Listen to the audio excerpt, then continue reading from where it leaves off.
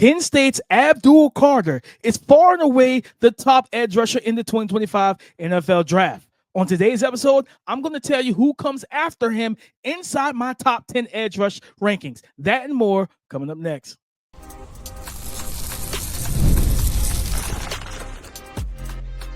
You are Locked On NFL Draft, your daily podcast covering the NFL Draft. Part of the Locked On Podcast Network, your team every day.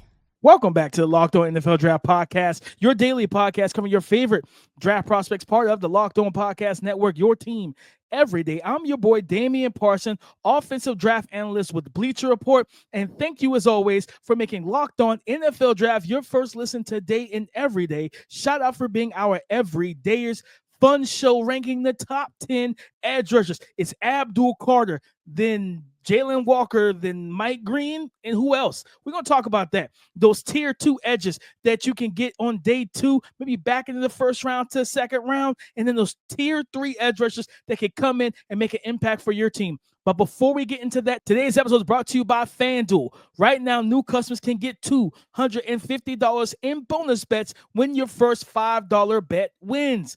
Top 10 edge rushers. Abdul Carter out of Penn State is the top guy, far and away. 6'2", 250 pounds. He's got that first up explosiveness, speed, bend, burst. He can play off-ball backer. He can work as a looper on ET and TE stunts. He can do it all for you. And that's all after just playing edge rusher for one full season. He can be an absolute game wrecker at the next level. I promise you that. But who comes after him? If he's number 1, DP, who's 2 and 3? Let's get into that. It's Jalon Walker from Georgia at number 2. And then at number 3 for me is Mike Green from Marshall. And let's talk about Jalon Walker out of Georgia. When I look at Jalon Walker and what he brings to the table, 6'1", 243 pounds, 10 and a quarter on the hand, 32-inch even for his arm, 79 and 7/8 on the wingspan. I think this is a guy that has the first step quickness and explosiveness, has the speed to power conversion, who knows how to play and win the leverage battle. I don't view him as a bona fide hybrid.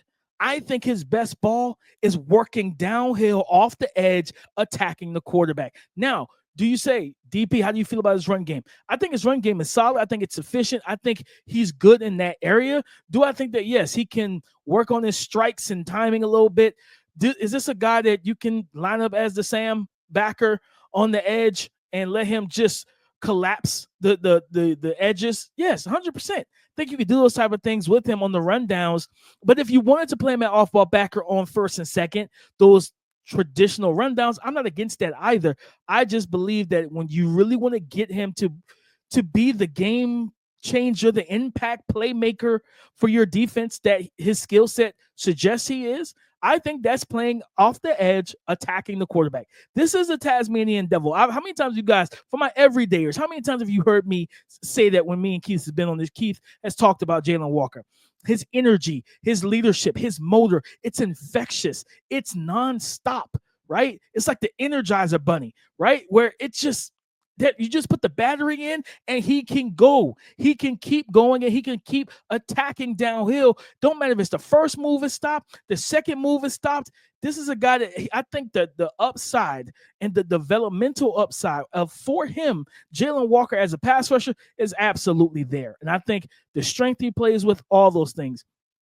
That's why I look at him. He's my number 2 guy because I love the upside of what he brings. At number 3, it's Marshall's Mike Green. And I listen, the off the field stuff, that is what it is. And I'm just talking pure pass rush ability.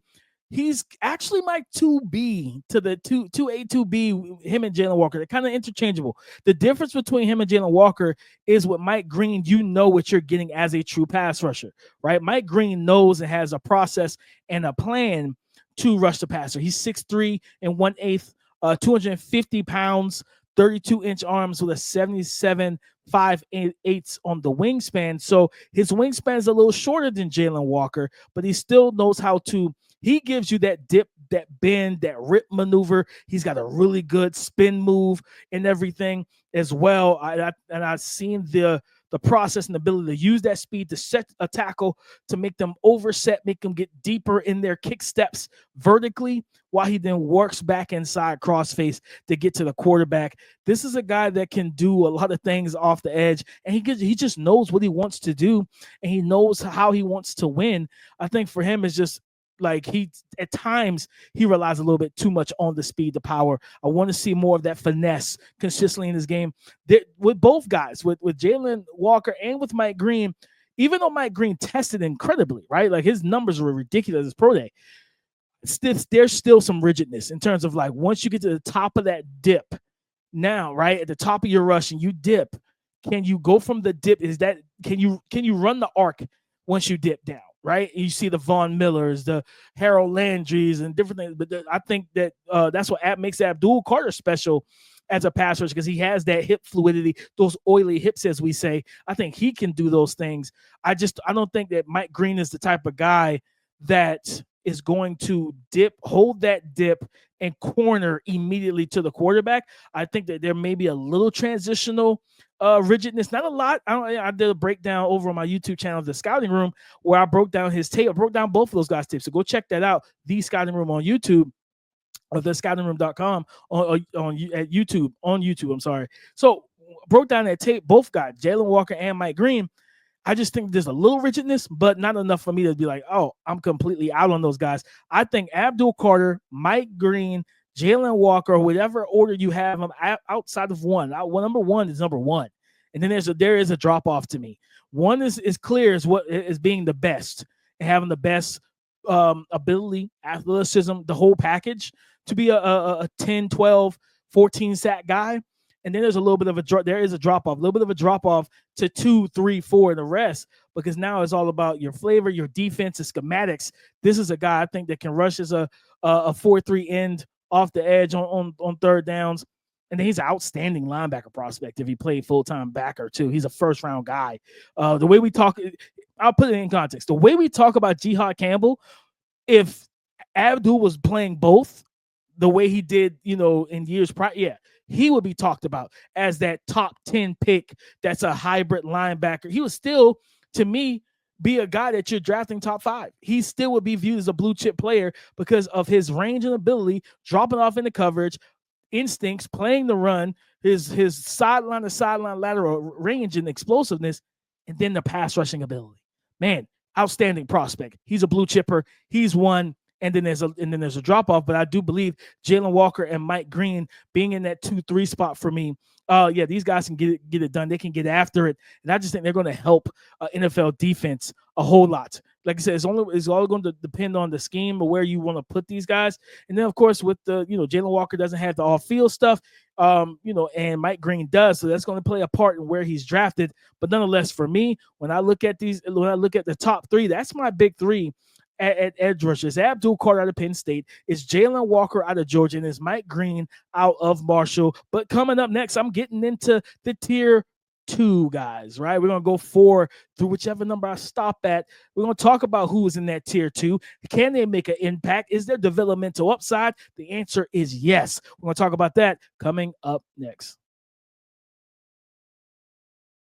You've probably heard of Chewy. They really do have everything you need to keep your pet happy and healthy. Whether you're shopping for food, treats, or even pet health care, Chewy makes it fast, easy, and affordable.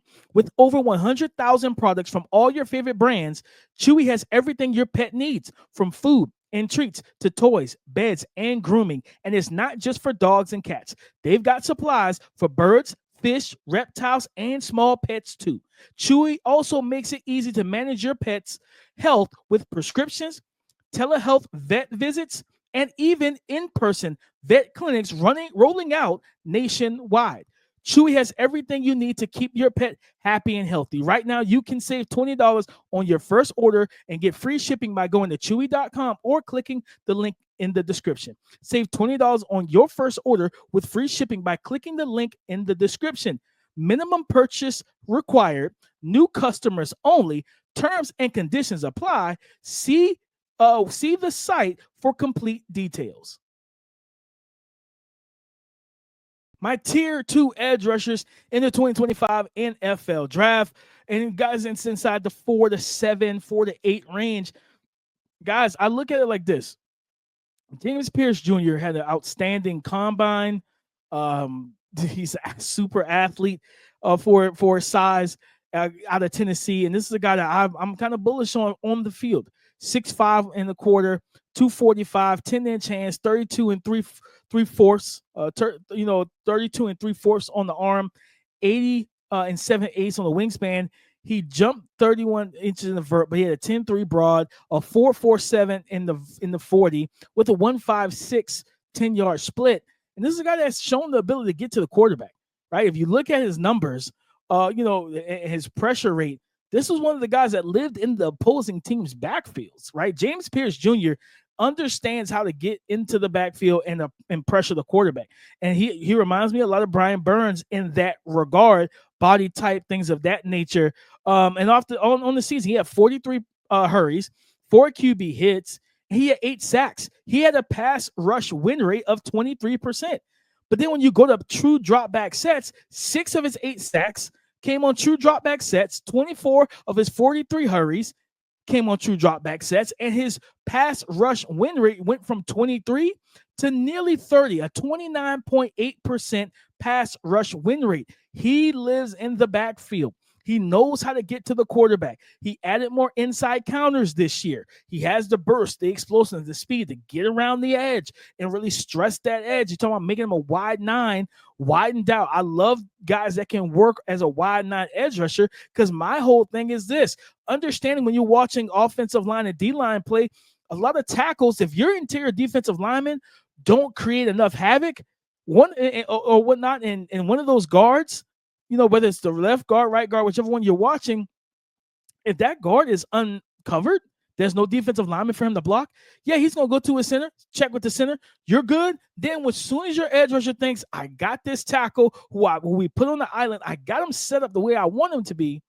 Yeah, then you see that big 330-pound, 20-pound guard comes in with the elbow and the shoulder and decleats him, right? And he's the bumper. Right. So it's like a physical game of grown man bumper cars. So that's what you have to deal with. That's why for me, I want to pull. I love my wide 9 rushers because I want to pull that tackle onto an island. I want to attack the rest of the offensive line, occupy those guys. And if you're a true tackle, that you're the franchise cornerstones, right?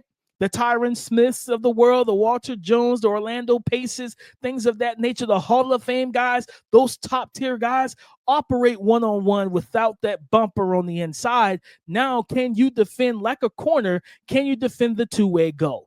And I think James Pearce Jr. developing that inside counter, that kind of Euro step crossface with the rip, I think that move and adding more to his plate this or to his repertoire this year, I still don't think he's a fully refined pass rusher. I feel like there's still a lot for him to develop and uncover. But you talking about a guy, to me, Donovan Ezaroku, coming out of Boston College. Guys, I love him.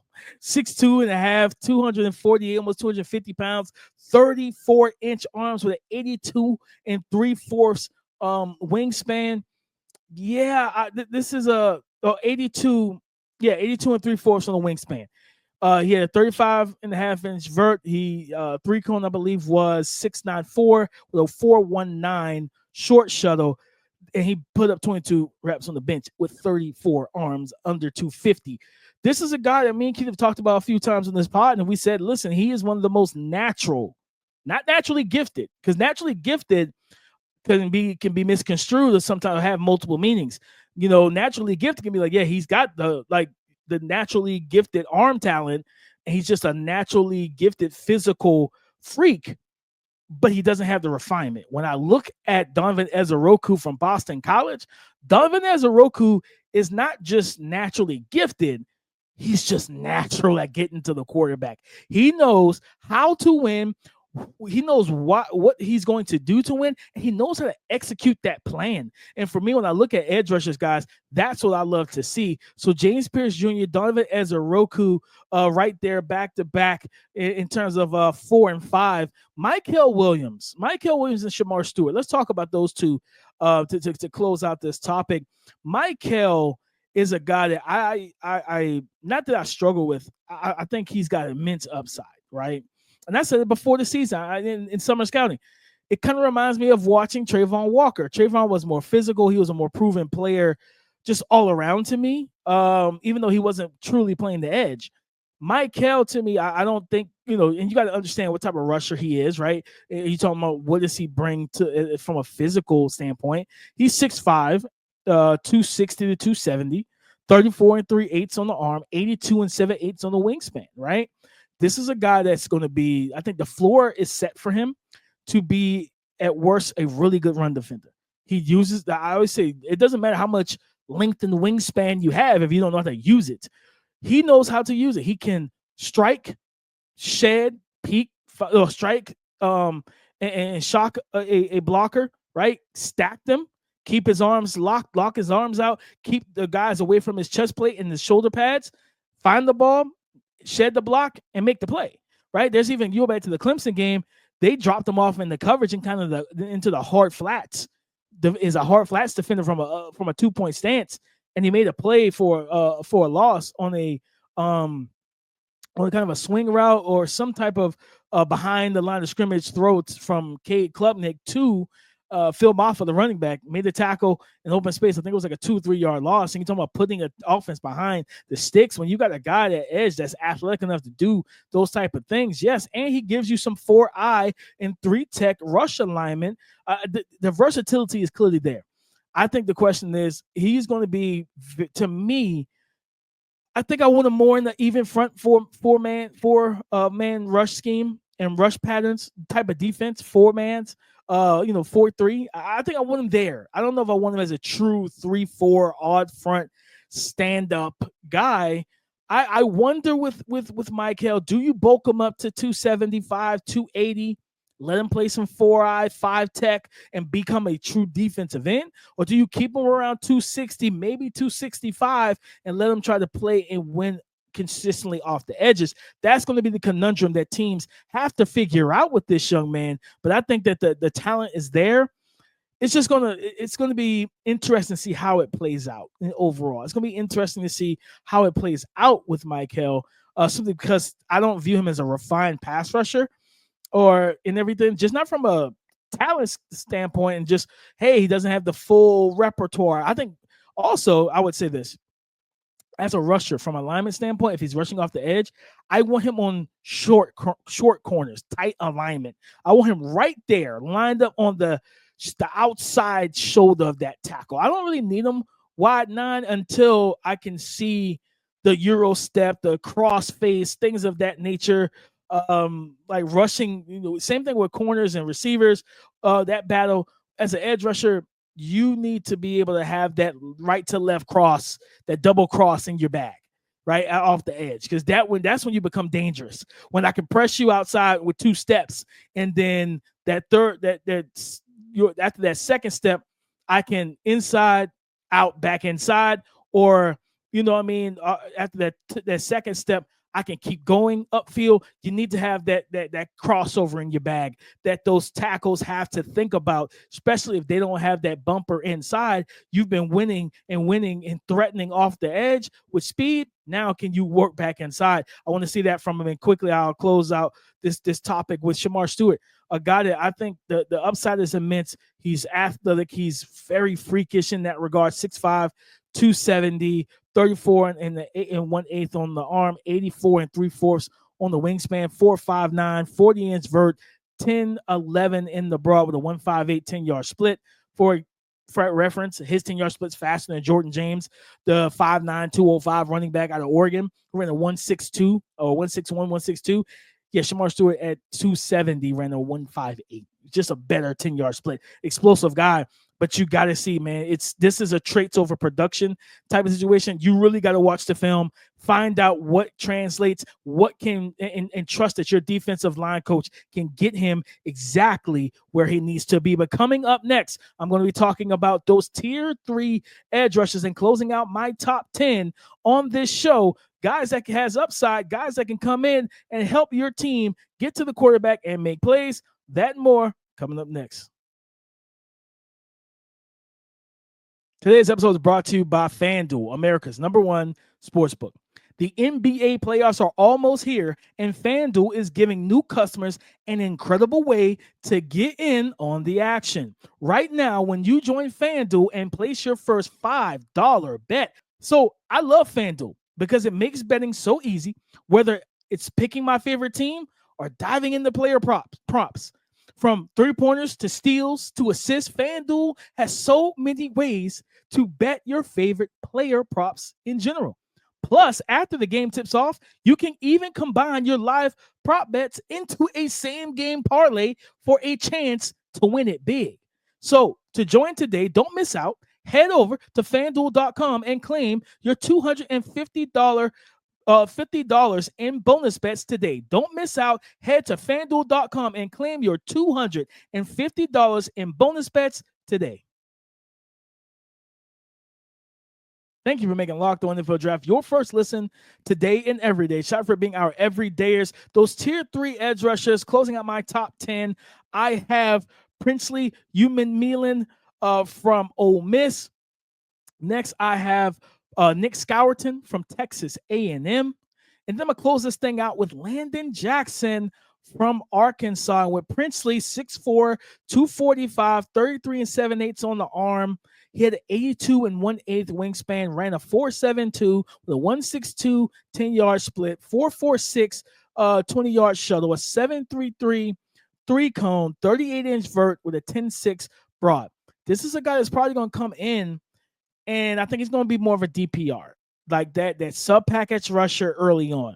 Because you're going to have to deal with some run game development with him. Can he improve? Can he bulk up, right? Like, what is his playing weight? Because if you're listed at the combine, you came into the combine at 245, do you play at 245, 240, or do you play close to 250? And if it's close to the 240, can we bulk you up to 250? And keep that first step explosiveness? Can we keep that vertical get off, that quick twitch off the ball? Because when you watch the tape, that Georgia tape for Princely, man, I'm telling you right now, that was some of the best edge tape in the class. Like, this guy was dominant in that game. He put on such a performance, and he knows that, hey, I'm athletic. I have everything I need physically to get to the quarterback. Now it's all about, hey, can you stop the run long enough, right? Like, same thing with wide receivers and tight ends and stuff like that. If you don't block, you don't get the rock, right? Princely is coming off a season in 2024 where he accounted for 11 sacks, 16 QB hits, 28 hurries, and a 22.8 pass rush win rate. 7 of his 11 sacks, 8 of his 16 QB hits, 12 of his 28 hurries came on true dropback sets where he had a pass rush win rate of 31.7. So I'm telling you, he knows how to pressure the quarterback and do it highly off the edge. First step quickness, speed around the end. He's got some dip and bend to his game a little bit.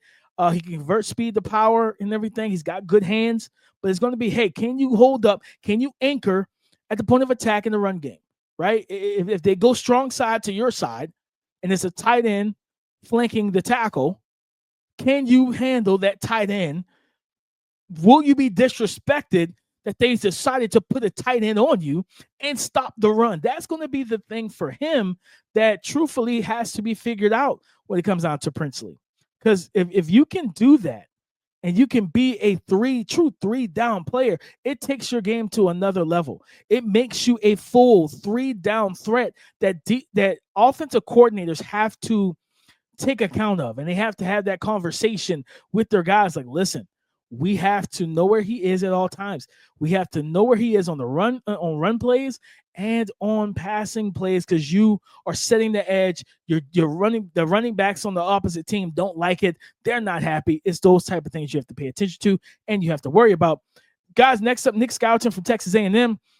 Like, only 4 sacks this year. And I know that Texas A&M, they rotated guys. They put guys in weird positions, things like that. He had 316 pass rush snaps, 4 sacks, 4 QB hits, 28 hurries and pressures. Pass rush win rate came in, I believe, second on the team in terms of guys that actually played north of 300 pass rush snaps, period. A 17% pass rush win rate. On true dropback sets, 19 pressures, 1 QB hit, two of his 4 sacks, and then he had a pass rush win rate of 23%.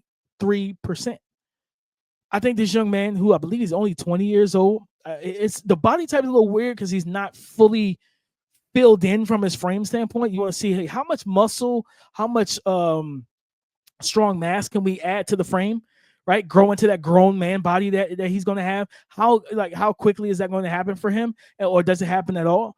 If he can do that and bulk up a little bit, I think, yeah, sky's the limit, because he could be that instead of being the stand-up edge, he can be a hand in the dirt defensive end on base rundowns and hold him at the point of attack, play with that power, that anchor, things of that nature, then give you the speed, the power, give you the long arm, give you all the things that you need from an edge rush standpoint.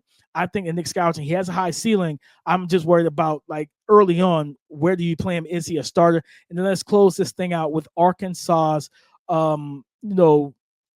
Arkansas edge rusher, Landon Jackson.